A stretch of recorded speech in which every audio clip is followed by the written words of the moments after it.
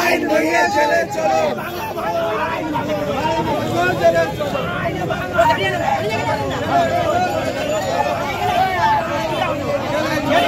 Supreme কোর্টের রায়ে 2016 SSC মামলায় 26,000 চাকরি বাতিল, অভয়ার দোষীদের শাস্তি ও জীবনদায়ী ঔষধের মূল্য বৃদ্ধি সহ একাধিক দাবিতে শিলিগুড়িতে আইন অমান্য গণ আন্দোলনে সামিল হয় দার্জিলিং জেলা এসইউসিআই।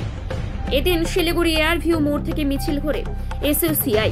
এরপর সেই মিছিলটি হাসমিচকে এসে পৌঁছলে সেখান থেকে পথঅবরোধ শুরু করে বিক্ষোভ মিছিলে সামিল হয় তারা, যার জেরে যানজটের সৃষ্টি হয় রাস্তায়। পুলিশের অনুরোধে অবরোধকারীরা সেখান থেকে না সরলে পরবর্তীতে এসইউসিআই এর একাধিক সদস্যদের আটক করে শিলিগুড়ি থানায় নিয়ে যায় পুলিশ। এরপর বিক্ষোভকারীরা পথঅবরোধ থেকে সরে যায়।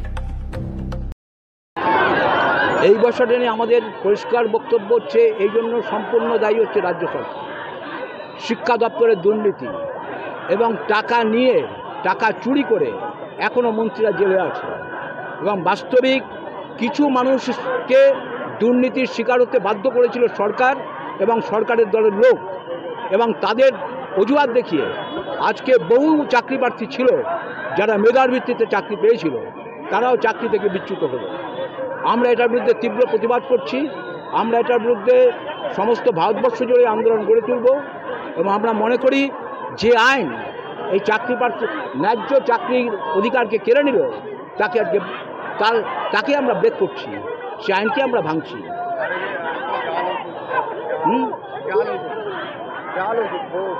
এবং জাল ওষুধ শুধু নয়, জাল ওষুধকে বাস্তবিক সরকারি পৃষ্ঠপোষক কর্পোরেটদের মদতে জাল ওষুধের ব্যবসা চলছে।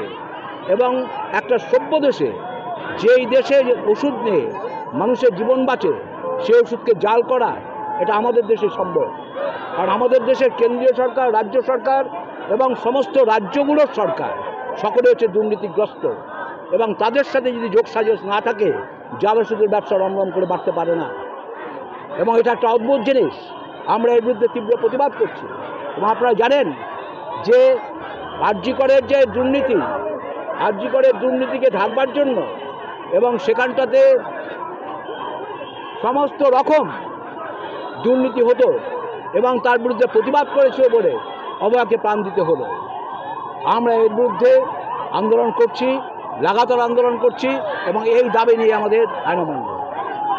আমরা যে দাবিগুলো নিয়ে আন্দোলন করছি, যে আইন বাস্তবিক মানুষের রুটি রুজি কেড়ে নিচ্ছে, যে আইন বাস্তবিক শ্রমিকদের চাকরি থেকে তাদের ছাঁটাই করছে, যে আইন অভয়ার বিচার পেতে দিল না, রাষ্ট্র অভয়ার বিচার পেতে দিল না, যে আইন বাস্তবিক যারা মেধার ভিত্তিতে যারা চাকরি পেয়েছিল 2016 সালের যে লিস্ট বাস্তবিক তাকে বাতিল করে দিল।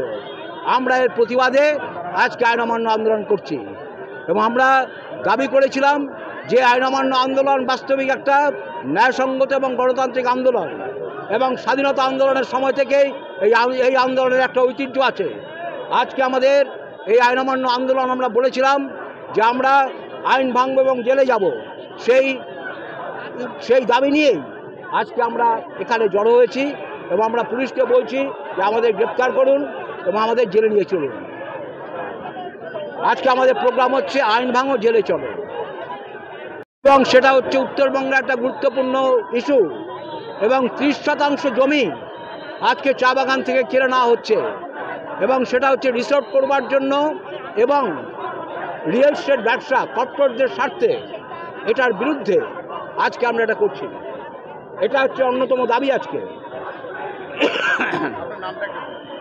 আমার নাম গৌতম ভট্টাচার্য, আমি এসইউসিআই কমিউনিস্ট পার্টির দার্জিলিং জেলার সম্পাদক।